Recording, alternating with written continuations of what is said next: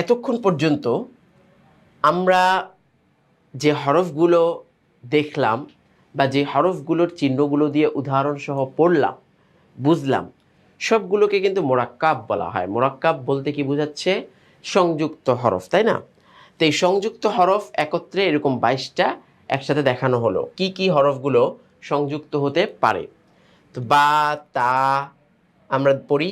বা, এই যে তা, সা, নুন, ইয়া, ফা, সিন, শিন, সদ, দদ, ত, জ, জিম, হা, খ, আইন, গইন, লাম, কাফ, হা, মিম। এই যে 22টা হরফ এখানে রয়েছে, এই হরফগুলোকে সংযুক্ত করা যায়, মানে একটা আরেকটার সাথে লাগানো যায়, বা এটা যে সমস্ত হরফগুলোর সাথে লাগানো যায় না সেগুলোর সাথে কিন্তু মিলে আসতে পারে। কিন্তু এমন বাকি 7টা হরফ রয়েছে যেখানে স্পষ্ট রয়েছে যেগুলোকে আপনি মোরাক্কাব করতে পারবেন না, মানে ওগুলোকে কোনো একটা হরফের সাথে সংযুক্ত আপনি করতে পারবেন না, সেটাকে আলাদাভাবে লিখতে হবে যে অবস্থায় লেখেন না কেন। তো এগুলোকে আমরা বলি, প্রথমত এই যে আলিফ, 2 আলিফে কখনো মেলানো যায় না, মানে আলিফকে আলিফের সাথে মেলানো সম্ভব নয়। দালকে আলিফের সাথে মেলানো সম্ভব নয়। তারপর জাল, তো আলিফ সবগুলো আবার আলিফ দিয়েই বোঝানো হয়েছে যে এটাকে মেলানো যায় না।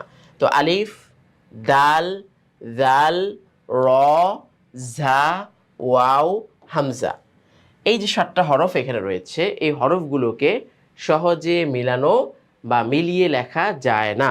কারণ মিলাতে গেলেই কি হয়ে যায়? অন্য হরফ হয়ে যায়। ওই যে বলেছিলাম, আলিফকে যদি আমরা অন্য একটা হরফের সাথে মিলাতে যাই তখন কিন্তু সে আলিফটা আলিফ থাকবে না, সেটা লামের মতো লামই হয়ে যাবে আর কি। তো এই জন্য আলিফ সবসময় ইন্ডিভিজুয়াল আলাদা। শুধু একটা ক্ষেত্রে আলিফটা সংযুক্ত হয়, কারণ যখন সেটার ভ্যালুটা কম থাকে, মানে সেটা সবচেয়ে শেষ হরফে হয়, তখন দেখা গেছে ওটার সাথে কোনো একটা হরফ, তারপরে যদি আবার দাল, জাল এগুলো থাকে তখন কিন্তু আবার মিলানো যায় না, তখন কিন্তু আলিফটাকে আলাদাই লিখতে হয়।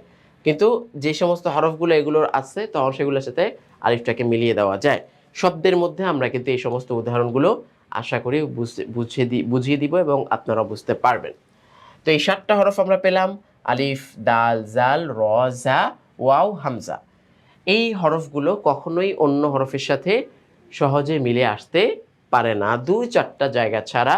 সেটা হচ্ছে খুবই রেয়ার এবং খুব কম জায়গা।